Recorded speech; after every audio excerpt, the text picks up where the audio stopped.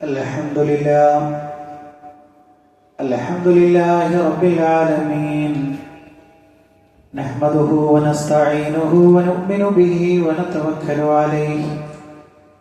Wa na'udhu billahi min shururi anfusina wa min sayyiati a'malina.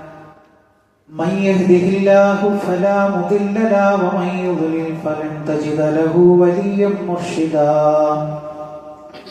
اللهم صل على محمد وعلى آل محمد كما صليت على إبراهيم وعلى آل إبراهيم إنك حميد مجيد. اللهم بارك على محمد وعلى آل محمد كما باركت على إبراهيم وعلى آل إبراهيم إنك حميد مجيد. أما بعد فإن خير الحديث كتاب الله وخير الهدي هدي محمد صلى الله عليه وسلم وشر الأمور محدثاتها وكل محدثة بدعة وكل بدعة ضلالة وكل ضلالة في النار. يا أيها الذين آمنوا اتقوا الله حق تقاته ولا تموتن إلا وأنتم مسلمون. സ്നേഹമുള്ള സത്യവിശ്വാസികളെ വിശ്വാസിനികളെ ലോകരക്ഷിതാവും പ്രപഞ്ചങ്ങളുടെ പരിപാലകനുമായ അല്ലാഹുവിന്റെ ആജ്ഞകളും നിർദ്ദേശങ്ങളും ജീവിതത്തിന്റെ എല്ലാ മേഖലകളിലും പാലിക്കണമെന്ന് ഉണർത്തുകയാണ്, ഓർമ്മപ്പെടുത്തുകയാണ്. റഹ്മാനായ റബ്ബ് നമ്മുടെ കൂടിച്ചേരൽ ഉഖറവിയായ ലോകത്ത് ഏറെ നന്മകൾ ലഭിക്കുന്ന അമലുകളിൽ ഉൾപ്പെടുത്തി അനുഗ്രഹിക്കുമാറാകട്ടെ. പ്രിയപ്പെട്ട സത്യവിശ്വാസികളെ, നമ്മുടെ ഖബർ ജീവിതത്തെക്കുറിച്ച് നമ്മളെല്ലാവരും മനസ്സിലാക്കിയിട്ടുള്ളതാണ്. സത്യവിശ്വാസികളെ സംബന്ധിച്ചിടത്തോളം വളരെ എളുപ്പത്തിൽ ആ ഒരു ഘട്ടം കടന്നുപോകും. നമുക്കറിയാം, ഖിയാമത്ത് വരെ നമ്മൾ താമസിക്കേണ്ടുന്ന ഒരു ലോകമാണ് ബർസഖി ലോകം എന്ന് പറയുന്നത്. അവിടെ രക്ഷയുണ്ട്, ശിക്ഷയുണ്ട്. അതിനെക്കുറിച്ച് നമ്മൾ എല്ലാവരും മനസ്സിലാക്കിയിട്ടുള്ളതാണ്. ഇവിടെ നമുക്കറിയാം, ഒരു സത്യവിശ്വാസിയെ സംബന്ധിച്ചിടത്തോളം സമാധാനപരമായ ജീവിതമാണ് അവിടെ ഉണ്ടാവുക. എന്നാൽ ധിക്കാരികളെ സംബന്ധിച്ചിടത്തോളം, അവിശ്വാസികളെ സംബന്ധിച്ചിടത്തോളം അവർ വല്ലാതെ പ്രയാസപ്പെടുന്ന രംഗത്തെക്കുറിച്ച് ഹബീബായ റസൂലുള്ളാഹി സ്വല്ലല്ലാഹു അലൈഹി വസല്ലം നമ്മളെ പഠിപ്പിച്ചിട്ടുണ്ട്. ഒരു ഹദീസിൽ നമുക്ക് കാണാം, വഇന്നൽ കാഫിർ ഫദക്കറ മൗതഹു ഫഖാൽ വതുആദു റൂഹു ഫീ ജസദിഹി. കാഫിറായ ഒരു മനുഷ്യനെ ഖബറിലാക്കി കഴിഞ്ഞാൽ വയതീഹി മലക്കാനി ഫയജ്ലിസാനി ഫയഖൂലാൻ. രണ്ട് മലക്കുകൾ അവന്റെ അടുക്കൽ വന്നവനെ എഴുന്നേൽപ്പിച്ചിരുത്തും. അവന് റൂഹിനെ കൊടുക്കും. എന്നിട്ട് ചോദിക്കുകയാണ്, മൻ റബ്ബുക, ആരാണ് നിന്റെ റബ്ബെന്ന ചോദ്യത്തിന് ഫയഖൂൽ, അവൻ പറയും ഹാ ഹാ എന്ന് 3 തവണ അവൻ പറയും. ലാ അദ്രി, ശേഷം പറയുന്നു എനിക്കറിയില്ല. ഫയഖൂലാനി ലഹു, രണ്ടാമതും രണ്ടാളുകൾ വീണ്ടും അതാ ചോദിക്കുന്നു, മാ ദീനുക, എന്താണ് നിന്റെ ദീനെന്ന് ചോദിക്കുമ്പോ ഫയഖൂൽ, ആ വ്യക്തി അതാ പറയുന്നു ഹാ ലാ അദ്രി, എനിക്കറിയില്ല. ഫയഖൂലാനി, വീണ്ടും ആ 2 മലക്കുകൾ ചോദിക്കുകയാണ്, മാ ഹാദർ റജുലുൽ ലദീ ബുഇസ ഫീകും, നിങ്ങളിലേക്ക് അയക്കപ്പെട്ട ഈ ദൂതനാരാണ്? ആ അവിശ്വാസിയായ മനുഷ്യൻ പറയാണ് ലാ അദ്രി, എനിക്കറിയൂല. ഫയുനാദി മുനാദിൻ മിനസ് സമാ, ആകാശത്തു നിന്നൊരു വിളിച്ചു പറയുന്നവൻ വിളിച്ചു പറയുകയാണ്, അവൻ കളവാണ് പറഞ്ഞത്, അവൻ വ്യാജമാണ് പറഞ്ഞത്. അതുകൊണ്ട്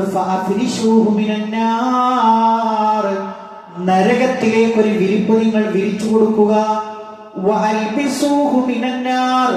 അതേപോലെ തന്നെ നരകത്തിന്റെ പട്ടുടവകളെ കൊണ്ട് നിങ്ങൾ അവനെ പുതപ്പിക്കുകയും ചെയ്യുക.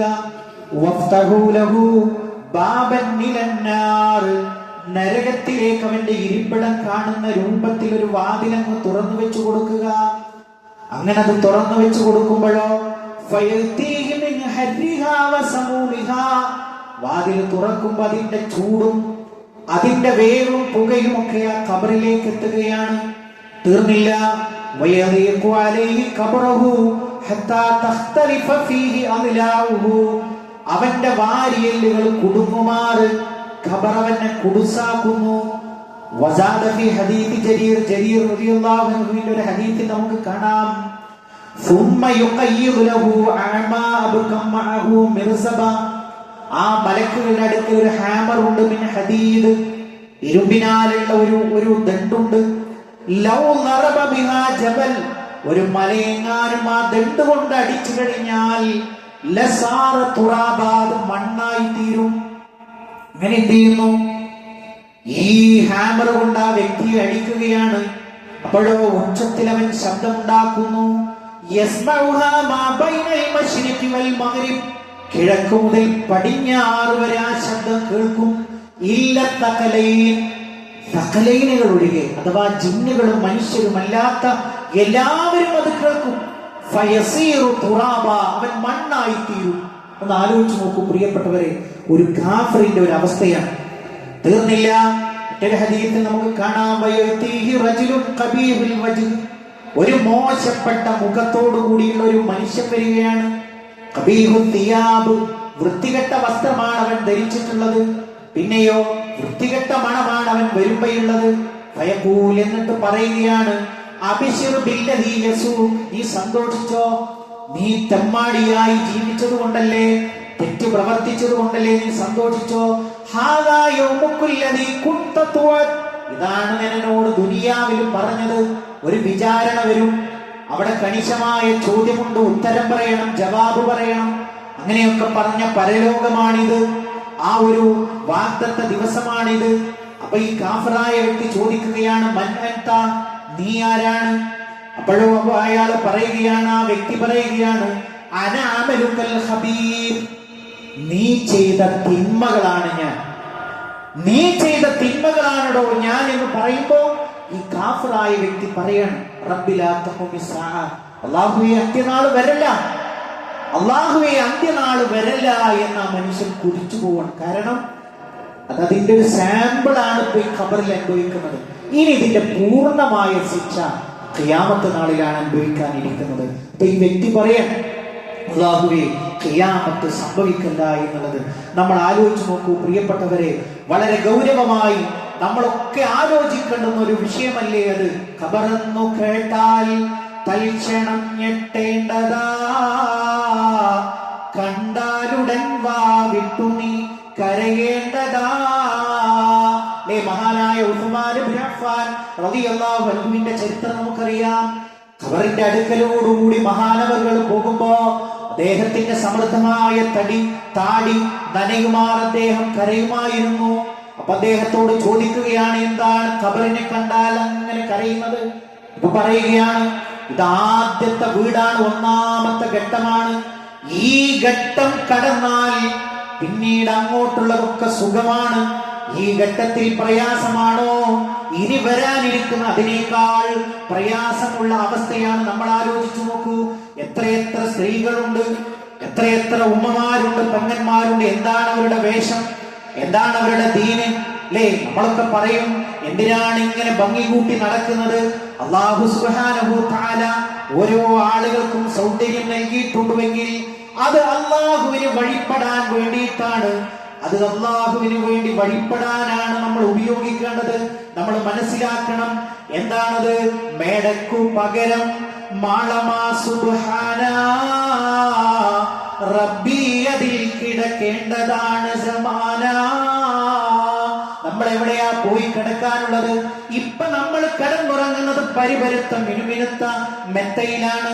നമുക്കൊരു തണുപ്പുണ്ടെങ്കിലോ ചൂടുണ്ടെങ്കിലോ അതിനെ മാറ്റിമറിക്കാനും അത് സ്ഥിരമായി നിർത്താനുമുള്ള സംവിധാനങ്ങളുണ്ട്. എന്നാലോ നമ്മൾ ചെന്നു കിടക്കാനുള്ള മണ്ണിന്റെ ആ ഒരു അവസ്ഥ നിങ്ങൾ ആലോചിച്ചു നോക്കൂ. അതിൽ ആരാണ് നമ്മുടെ കൂട്ടിനായിട്ടുള്ളത്? ചിതലും പുഴുക്കൾ താവളം പെരുത്തുണ്ടതിൽ, സന്തോഷമാണവകൾക്കുമി ചെല്ലുന്നതിൽ. ആകെ എന്താ കൊണ്ടുപോകുന്നത്? ഏതൊരു വലിയ മുതലാളിയാണെങ്കിലും, എത്ര കടയുടെ വലിയ അധിപനാണെങ്കിലും, എത്ര ബാങ്ക് ബാലൻസ് ഉണ്ടെങ്കിലും, മയ്യത്ത് കുളിപ്പിക്കുന്ന ആൾ എങ്ങനെയാ കുളിപ്പിക്കുക? ഒരു നൂൽ ബന്ധമില്ലാത്ത രൂപത്തിൽ എല്ലാം വൃത്തിയാക്കി, എല്ലാം തുടച്ചു മിനുക്കി. നമ്മളൊക്കെ കുളിപ്പിച്ചിട്ടില്ലേ മയ്യത്തിനെ? എല്ലാം കുളിപ്പിച്ച് വൃത്തിയാക്കി സുഗന്ധങ്ങൾ പൂശിയവന്റെ അവസാനത്തെ കുളിയാണ് കുളിക്കുന്നത്. ഇനി ഒന്നുമില്ല, എല്ലാവരും ചേർന്ന് കഫൻപുടയിൽ ഒതുക്കുന്നു. എന്താ കഫൻപുടയുടെ വില? എല്ലാം റെഡിയാണ്. ആകെ 3 കഷ്ണം തുണിയാണ് ഇവിടെ നിന്ന് കൊണ്ടുപോകുന്നത്. അതും ഏതുവരെ മാത്രമേ ഉള്ളൂ? ഖബറിലേക്ക് വെക്കുമ്പോ ഖബർ കുഴിക്കുന്ന ആള് മണ്ണോട് മണ്ണുരുട്ടി നമ്മുടെ ഖബർ അതിലേക്ക് ചേർത്ത് വെച്ചുകൊണ്ട് എല്ലാവരും മടക്കം ചെയ്ത് തിരിച്ചു പോരുന്ന രംഗം എപ്പോഴാണ് നമ്മൾ ഓർക്കാത്തത് പ്രിയപ്പെട്ടവരെ? അല്ലാഹുവിന്റെ റസൂൽ സല്ലല്ലാഹു അലൈഹി വസല്ലം പറഞ്ഞില്ലേ, ഖബറിടങ്ങളെ നിങ്ങൾ സന്ദർശിക്കണേ. ഒരാള് മരിച്ചു എന്ന് കേട്ടാൽ അവിടെ നിങ്ങൾ ഒഴിവുണ്ടാകി നിങ്ങൾ ചെല്ലണം. ആ കാഴ്ച നിങ്ങൾ കാണണം. ഇറക്കി വെക്കുന്നത് കാണണം. അതിൽ മണ്ണിട്ട് മൂടുന്നത് നിങ്ങൾ കാണണം. എന്താണ്? വളരെ കൃത്യമായി പൊൻവർണ്ണ കോമള മൃദുലമായ ശരീരമിൽ സമരത്തിലാണ് പരസ്പരം തിന്നുന്നതിൽ. കാർഡില്ല റേഷൻ വേണ്ട പോലതിലുണ്ട്. ക്യൂ സിസ്റ്റം ഇല്ല, തള്ളലാണത് കൊണ്ട്. നമ്മുടെ ശരീരത്തിന് വേണ്ടി അല്ലേ, നമ്മുടെ ശരീരത്തിൽ നിന്ന് 2 ദിവസമാകുമ്പോ കണ്ണ് അടർന്നു വരുന്നു. ആളുകൾ പറയുന്നു അതെങ്ങാനും ജീവിതത്തിൽ കണ്ടു കഴിഞ്ഞാൽ 2 ഗുഹ പോലെയുണ്ട്. നമ്മൾ എത്ര പണമാണ് ചെലവഴിക്കുന്നത്? ഉമ്മമാരും സഹോദരിമാരും ഒക്കെ ശ്രദ്ധിക്കേണ്ടുന്ന വിഷയം. ഒരു കൃത്യമായ ഒരു ചെരുപ്പ് സ്യൂട്ടായില്ലെങ്കിൽ, അതേപോലെ തന്നെ ഒരു വേഷം അത് സ്യൂട്ടായിട്ടില്ലെങ്കിൽ എന്തൊക്കെ പ്രശ്നങ്ങൾ ഉണ്ടാക്കുന്നു, കുടുംബത്തിൽ കലഹങ്ങൾ ഉണ്ടാക്കുന്നു, മധ്യസ്ഥതകൾ വേണ്ടി വരുന്നു. നമ്മൾ ആലോചിച്ചു നോക്കുക, ആർക്കാണ് ഈ ശരീരം വേണ്ടത്? അവിടെ കാർഡില്ല, അവിടെ എല്ലാവർക്കും ഇഷ്ടം പോലെയാണ്. ആർക്കാണ് നമ്മുടെ ശരീരം വേണ്ടത്? അതിനുവേണ്ടി മത്സരിക്കുന്നത് ആരാ? പുഴുക്കളാണ്. ഞാനാദ്യം എന്ന് പറഞ്ഞിട്ട്. അതുകൊണ്ട് പ്രിയപ്പെട്ടവരെ, നമ്മളെ സംബന്ധിച്ചിടത്തോളം ഖബർ എന്ന ജീവിതത്തെ കുറിച്ച് ഓർമ്മമായാതെ നിലനിർത്താൻ നമുക്ക് സാധിച്ചാൽ അതാണ് നമ്മൾ അടിവരയിട്ടുകൊണ്ട് ചിന്തിക്കേണ്ടത്. ഖബർ എന്ന ജീവിതത്തെ കുറിച്ച് മായാത്ത ഒരു ഓർമ്മ എല്ലാ ദിവസവും നമുക്ക് നിലനിർത്താൻ കഴിഞ്ഞാൽ പ്രിയപ്പെട്ടവരെ, റാഹത്തായ ഒരു ജീവിതം അല്ലേ? എല്ലാ ചോദ്യങ്ങൾക്കും മലക്കുകൾ ചോദിക്കുമ്പോൾ ഈ മനുഷ്യനെ കുറിച്ച് ഇതാരാണെന്ന് ചോദിക്കുമ്പോ മുഹമ്മദുൻ നബി എന്ന് പറഞ്ഞ് അങ്ങനെ സ്വർഗത്തിന്റെ വാതിലുകൾ തുറന്നു വെച്ചൊരു പ്രതീതി. അല്ലാഹുവേ, അന്ത്യനാള് പെട്ടെന്നാക്കണേ, എനിക്ക് എന്റെ കുടുംബത്തിലേക്ക് ചെന്ന് ചേരാമല്ലോ എന്ന് കൊതിയോടുകൂടി പറയുന്ന വിശ്വാസിയായി മാറാൻ നമുക്ക് സാധിക്കണം. പ്രിയപ്പെട്ടവരെ, നമുക്കറിയാം ഇപ്പോഴും നമ്മളിൽ പല ആളുകൾക്കും ഖബറുണ്ടാകുമോ അല്ലേ? കത്തിച്ചു കളയുന്നില്ലേ? പക്ഷികൾ തിന്നുപോകുന്നില്ലേ? പിന്നെ എവിടെയാ ഖബർ? നമ്മൾ മനസ്സിലാക്കേണ്ടത് എല്ലാവർക്കും ഖബറുണ്ട്. എല്ലാവർക്കും ഖബറുണ്ട് പ്രിയപ്പെട്ടവരെ. കത്തിച്ചു കളഞ്ഞാലും, പക്ഷികൾ കൊത്തി തിന്നാലും, മീനുകൾ കൊത്തി തിന്നാലും, കെട്ടിയാഴ്ത്തിയാലും എല്ലാവർക്കും ഖബറുണ്ട്. എന്താ അതിന്റെ ഏറ്റവും വലിയ തെളിവ്? നമ്മൾ സ്വപ്നം കാണാറില്ലേ? നമ്മൾ ഓടാറില്ലേ? സ്വപ്നത്തിൽ നമ്മൾ കരയാറില്ലേ? നമ്മളെ ആളുകൾ ആക്രമിക്കാറില്ലേ? പക്ഷേ പുറമെ നിന്ന് നോക്കുന്ന ആൾക്ക് എന്താണ് തോന്നുന്നത്? ഇയാൾ ഓടുന്നതായിട്ട് തോന്നുന്നുണ്ടോ? ഇയാൾ ചിരിക്കുന്നതായിട്ട് തോന്നുന്നുണ്ടോ? ഇയാൾ കരയുന്നതായിട്ട് തോന്നുന്നുണ്ടോ? ഒന്നും തോന്നുന്നില്ലല്ലോ. പക്ഷേ നമ്മൾ പറയാൻ ഇന്നലെ നല്ലൊരു സ്വപ്നം കണ്ടു, അല്ലെങ്കിൽ ഇന്നലെ കണ്ട സ്വപ്നം വല്ലാതെ പേടിപ്പെടുത്തുന്നു. പക്ഷെ പുറത്തുനിന്ന് നോക്കുന്ന ആൾക്ക് എങ്ങനെയാണ് തോന്നുന്നത്? ഒരു ശാന്തമായ ഒരു ഉറക്കം. പക്ഷെ ഉറക്കത്തിൽ നമ്മൾ എന്തെല്ലാം അനുഭവിക്കുന്നു? അല്ലാഹു സുബ്ഹാനഹു തആല ഏറ്റവും വലിയ ഒരു സാമ്പിൾ ആണ് ആ ഒരു വിഷയത്തിൽ നമുക്ക് നൽകിയിട്ടുള്ളത്. മാത്രമല്ല, പ്രമാണങ്ങൾ വിശുദ്ധ ഖുർആനിൽ നമുക്ക് കാണാൻ കഴിയും. ഏറ്റവും വലിയ അക്രമിയാണ് ഫിർഔൻ. ആ ഫിർഔനിനെ സംബന്ധിച്ചിടത്തോളം പ്രഭാതത്തിലും പ്രദോഷത്തിലും അവന് നരകത്തെ കാണിച്ചു കൊടുക്കുന്നു എന്ന് വിശുദ്ധ ഖുർആനിൽ തന്നെ നമുക്ക് കാണാൻ കഴിയും. മാത്രമല്ല, ഹദീസുകളിൽ എത്രമാത്രം തെളിവുകളുണ്ട് എന്നറിയോ? നിങ്ങൾക്കറിയോ? ആയിഷ ഉമ്മയുടെ അടുക്കൽ ജൂതരായിട്ടുള്ള 2 വൃദ്ധകൾ വന്നു. എന്നിട്ട് സംസാര മധ്യം പറഞ്ഞു, ഖബറിൽ ശിക്ഷയുണ്ട്. ആയിഷ ഉമ്മ പറഞ്ഞു, അങ്ങനെയൊന്നുമില്ല. അങ്ങനെ അജൂസകളായിട്ടുള്ള വൃദ്ധരായിട്ടുള്ള ജൂത സ്ത്രീകൾ മടങ്ങിപ്പോയി. പ്രവാചകൻ സല്ലല്ലാഹു അലൈഹി വസല്ലം വന്നപ്പോ അള്ളാഹുവിന്റെ റസൂലിനോട് നമ്മുടെ ഉമ്മ ചോദിച്ചു, അള്ളാഹുവിന്റെ റസൂലെ, ജൂതരായ 2 വല്യമ്മമാര് വന്നിട്ട് ഇങ്ങനെ പറഞ്ഞു, ഖബറിൽ ശിക്ഷയുണ്ടാകും എന്നുള്ളത്. അള്ളാഹുവിന്റെ റസൂൽ സല്ലല്ലാഹു അലൈഹി വസല്ലമയുടെ മറുപടി എന്താ? സദഖത, അവർ 2 പേരും സത്യമാണ് പറഞ്ഞത്. ഇന്നഹും യുഅദ്ദിബൂന അദാബൻ, തീർച്ചയായും ഖബറിൽ ശിക്ഷയുണ്ട്. തസ്മഉൽ ബഹായിം, മൃഗങ്ങൾക്കത് കേൾക്കാൻ കഴിയും. എന്നിട്ട് ആയിഷ പറയാൻ, അതിനുശേഷം ഒരു നിസ്കാരത്തിൽ പോലും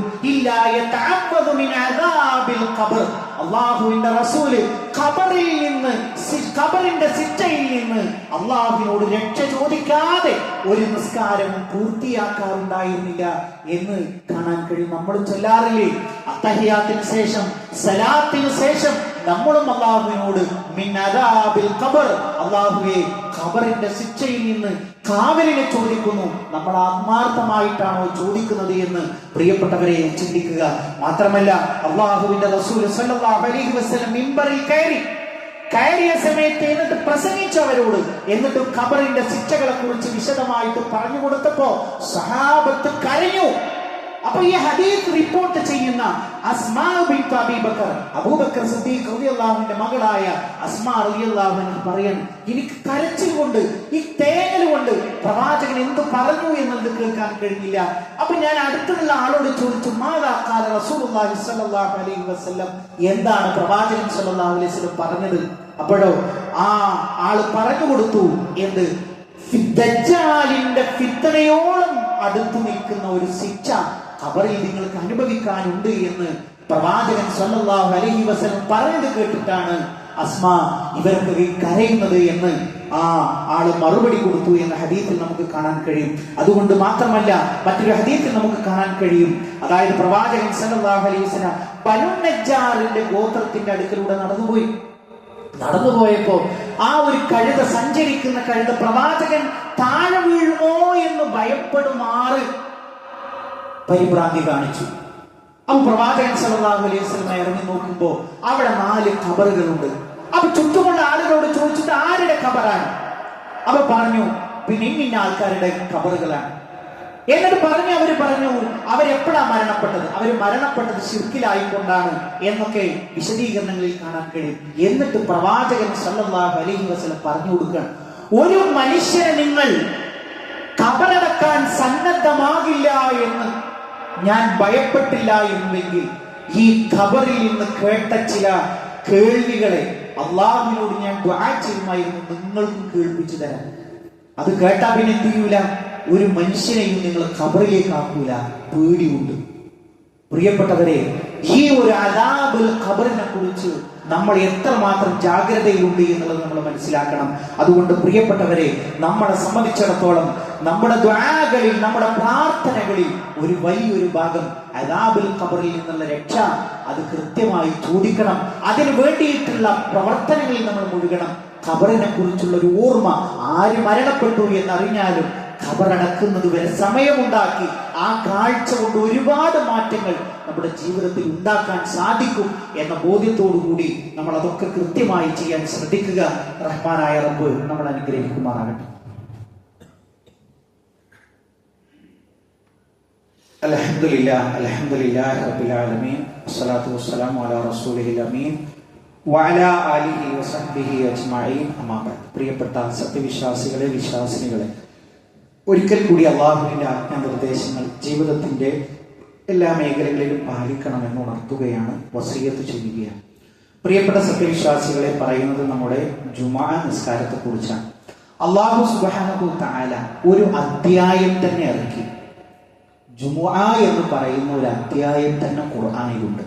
അതിൽ വിശ്വാസികളെ വിളിച്ചുകൊണ്ട് പറഞ്ഞു, ഇദാ നൂദിയ ലിസ്സലാത്തി യൗമിൽ ജുമുഅ, ജുമുഅക്ക് നിങ്ങൾ വിളിക്കപ്പെട്ടാൽ അള്ളാഹുവിന്റെ ദിക്റിലേക്ക് നിങ്ങൾ ധൃതിപ്പെട്ടു വരണം. മഹാനായ ഇബ്നു കത്തീർ റഹ്മഹുല്ലാഹ് അതിനെ വിശദീകരിച്ചത് ഇങ്ങനെയാണ്. അതെന്താണ്? നിങ്ങൾ എന്ത് ചെയ്യണം? ജുമുഅ നിസ്കാരത്തിന് വേണ്ടി നിങ്ങൾ പ്രത്യേകമായി പരിഗണന കൊടുത്ത് അതിനെ പ്രത്യേകമായി ശ്രദ്ധിച്ചുകൊണ്ട് നിങ്ങൾ എന്ത് ചെയ്യണം? ഒരുമിച്ച് കൂടണം എന്നുള്ളതാണ് അതിന്റെ മാന എന്നുള്ളത് നമുക്ക് കാണാൻ കഴിയും.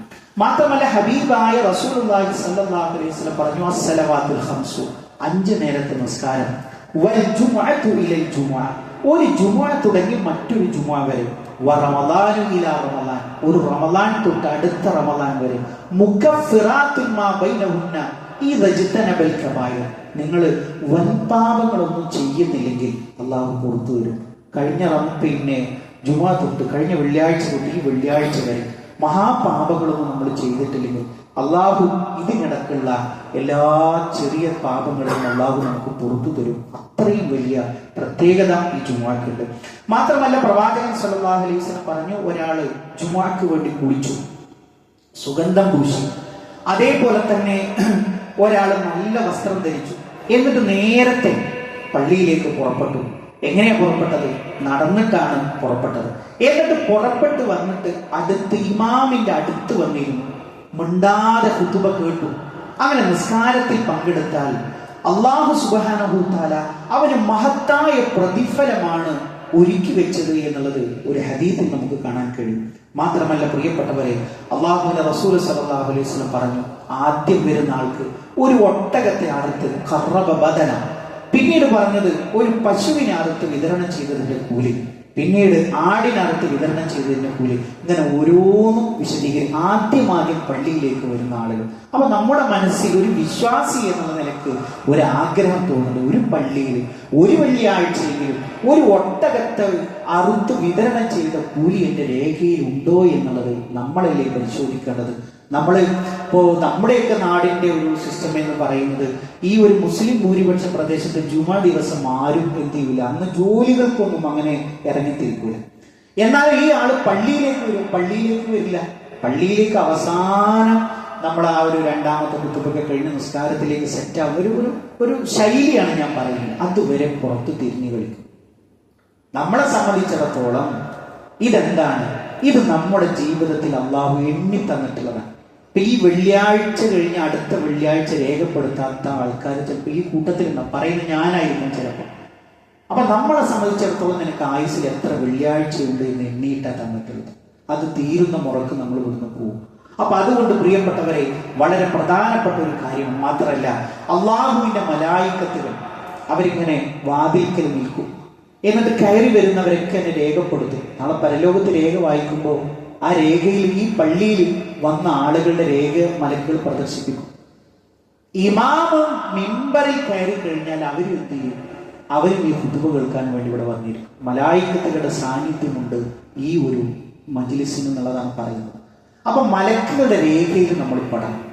അത് നമ്മുടെ മനസ്സിൽ ഇപ്പൊ നമ്മളൊക്കെ വേണമെന്ന് വിചാരിച്ചാൽ നമ്മൾ അവിടെ ഉണ്ടായിരിക്കും, അല്ലേ? എന്നാലും നമ്മളത് അങ്ങനെ ഒരു നെവറായിട്ടല്ലേ പിന്നെ ആ രംഗത്ത് നമ്മൾ ഉണ്ടാവില്ല എന്നുള്ളത്. മാത്രമല്ല പ്രിയപ്പെട്ടവരെ, അള്ളാഹുവിന്റെ റസൂൽ സല്ലല്ലാഹു അലൈഹി വസല്ലം പറഞ്ഞ മറ്റൊരു കാര്യം എന്ത്? ജുമുഅ ദിവസം, അതായത് വ്യാഴാഴ്ച അസ്തമിച്ചതിന് ശേഷം അസർ വരെ, ഇന്ന് നമ്മൾ അസ്തമയം വരെ നമുക്ക് സമയമുണ്ട്. സൂറ കഹ്ഫ് പാരായണം ചെയ്താൽ അടുത്ത വെള്ളിയാഴ്ച വരെ നമുക്ക് എന്താണ്? അത് പ്രകാശമായി അല്ലാഹു നമ്മുടെ ജീവിതത്തിൽ നിലനിർത്തും എന്നുള്ളതാണ്. മാത്രമല്ല പ്രിയപ്പെട്ടവരെ, പ്രവാചകൻ സല്ലല്ലാഹു അലൈഹി വസല്ലം പറഞ്ഞു, നിങ്ങൾ ജുമുഅക്ക് വന്നാൽ 2 റക്അത്ത് നിസ്കരിക്കണം. അത് ഇനിയൊരു ബാങ്ക് കൊടുക്കുകയാണെങ്കിൽ ബാങ്ക് കൊടുത്തതിനു ശേഷം അത് നിങ്ങൾ കൃത്യമായിട്ട് നിർവഹിക്കണം. പ്രവാചകൻ ഖുതുബയിൽ തന്നെ ഒരു വ്യക്തി വേഗം വന്നിരുന്നു. അപ്പൊ പറഞ്ഞു, നിസ്കരിച്ചോ? ഇല്ല, ഞാൻ നിസ്കരിക്കുന്ന വേഗം പെട്ടെന്ന് 2 റക്അത്ത് നിസ്കരിക്കും. സമയം ദൈർഘ്യം കുറച്ച് 2 റക്അത്ത് നിസ്കരിക്കും. അത്രമാത്രം ഫളിൽ അതിനുണ്ട്. മാത്രമല്ല നമ്മളെ സംബന്ധിച്ചിടത്തോളം ഒരാളുടെ പിരടി കവച്ചു വെച്ച് പോകാൻ പാടില്ല. അത് മിക്കവാറും നമ്മുടെ പള്ളികളിലൊന്നും സംഭവിക്കാറില്ല. കാര്യം എന്താണ്? നമുക്ക് ഇതൊരു കർമ്മത്തിൽ പെട്ടാൽ മതി എന്നാണ് വരുന്ന ആൾക്കാരുടെ നിയ്യത്ത്. അപ്പൊ എവിടെയാണോ നമുക്കൊരു കംഫർട്ടായിട്ട് ഇരിക്കാൻ കഴിയുക, അവിടെയാണ് നമ്മൾ ഇരിക്കാറുള്ളത്. ഒരു കുറ്റപ്പെടുത്തലായിട്ട് നിങ്ങൾ വിചാരിക്കരുത്. നമ്മളൊരു കൂലി കൊടുക്കണം. നമുക്ക് ഒരു റിയാലികൾ നമുക്ക് കൂലി തരണം. അപ്പൊ ആ കൂലി തരുന്ന സമയത്ത്, നമുക്ക് മുതലാളി കൂലി തരുന്ന സമയത്ത് നമ്മൾ വേറെ ഒരു അറ്റത്ത് പോയിരുന്നിട്ട് ഒരു കൂട്ടുവായിട്ടിട്ട് നമ്മൾ കാലൊക്കെ ഇങ്ങനെ വരുത്തി വെച്ച് ഇങ്ങനെ ഒരു അലസനായിട്ട് ഇരിക്കും. ദുനിയാവിന്റെ ഏത് വിഷയം ഒരു അര GB നമുക്ക് അധികം കിട്ടും. ഒരു 10 റുപ്യ കൂടി നിങ്ങൾ കൂടി കൊടുത്താന്ന് പറഞ്ഞാൽ നമ്മൾ എന്താ ചെയ്യുക? എന്നാൽ 10 റുപ്യ കൂടുതൽ, 10 റുപ്യയിൽ അര GB അതിൽ കൂടുതൽ ഇരിക്കട്ടെ എന്ന്. ദുനിയാവിലൊക്കെ നമ്മൾ ഒന്നാമത്തിലേക്ക് പോവാം. ദീനിലെ നമ്മളല്ലോ എവിടെ ഇതിന്റെ അവസരത്തെ എങ്ങനെയോട് കഴിഞ്ഞ് രക്ഷപ്പെട്ടാൽ മതി. ഇതൊക്കെ രേഖണ്ട് പ്രിയപ്പെട്ടവര്. നിങ്ങൾ ആലോചിച്ചു, ഇപ്പൊ CCTVകളുടെ കാലല്ലേ? എവിടുന്ന് ഒരു മനുഷ്യൻ കുറ്റം ചെയ്താലും അത് കൃത്യമായിട്ട് തെളിയിക്കപ്പെടും. മനുഷ്യന്റെ ബുദ്ധി കൊണ്ട് ഇങ്ങനെ ഒരു സംവിധാനം ഉണ്ടാക്കാൻ കഴിയുമെങ്കിൽ ആ ബുദ്ധി കൊടുത്ത പടച്ചോന്റെ സംവിധാനം എത്ര വലുതായിരിക്കും. വിട്ടുപോകോ പടച്ചോൻ? നമ്മുടെ മനസ്സിലുള്ള നിമിഷാർദ്ധങ്ങളിൽ വരുന്ന ചിന്തകളെ പോലും അള്ള പ്രദർശിപ്പിക്കൂലേ? അതിങ്ങനെ കാണിച്ചു തരില്ല നമുക്ക്. അപ്പൊ അതിനെക്കുറിച്ച് നമുക്കൊരു ബോധ്യം ഉണ്ടാവണം. പിന്നീട് നമുക്ക് പറ്റുന്ന ഒരു അബദ്ധം, ഇപ്പൊ നമ്മൾ വന്നിരുന്ന സമയത്ത് തൊട്ടടുത്ത് അയൽവാസിയാണ്. അപ്പൊ കുറേ കൊല്ലായിട്ട് ഗൾഫിൽ അവൻ വന്നിരിക്കും. പക്ഷെ നമ്മൾ അറിഞ്ഞിട്ടില്ല. പള്ളിയിൽ വന്ന സമയത്ത് വേഗം കയറിയിട്ട് അസ്സലാമു അലൈക്കും പറഞ്ഞുകൂടാ. നമ്മുടെ ഹുതുവയാണ് ബാത്തിലാകും. അതൊക്കെ നമുക്ക് പറയാം, അവനെ എന്തും നമുക്ക് ചെയ്യാം. പള്ളിയത് കഴിയട്ടെ, നിസ്കാരം കഴിയട്ടെ. ഒരു മനുഷ്യന് ഒരാളാണ് വർത്താനം പറയുന്നത്. അപ്പൊ ഒരാൾ പറഞ്ഞു മിണ്ടാതിരിക്കണമെന്ന് പറഞ്ഞാലോ ഹുതുബ ബാത്തിലായി എന്നുള്ളതാണ്. അത്രയും കൃത്യമായിട്ട് നമ്മൾ ശ്രദ്ധിക്കണം എന്നുള്ളതാണ്. നമ്മൾ എത്ര പേർ അങ്ങനെ ശ്രദ്ധിക്കുന്നുണ്ട് എന്ന് നമ്മൾ ഓരോരുത്തരും ആലോചിക്കുക. അതേപോലെ തന്നെ പ്രിയപ്പെട്ടവർ, മറ്റൊരു കാര്യം പറയുന്നത്, എന്തു പ്രാർത്ഥിച്ചാലും ഇജാബത്ത് കിട്ടുന്ന ഒരു സമയം വെള്ളിയാഴ്ചയിലുണ്ട്. ആ പണ്ഡിതന്മാർ പല അഭിപ്രായങ്ങൾ പറഞ്ഞിട്ടുണ്ട്. അതായത് ഇമാമ് മെമ്പറിൽ കയറി നിസ്കാരം തീരുന്നത് വരെയാണ്. അങ്ങനെയൊക്കെ പല അഭിപ്രായങ്ങൾ പറഞ്ഞു.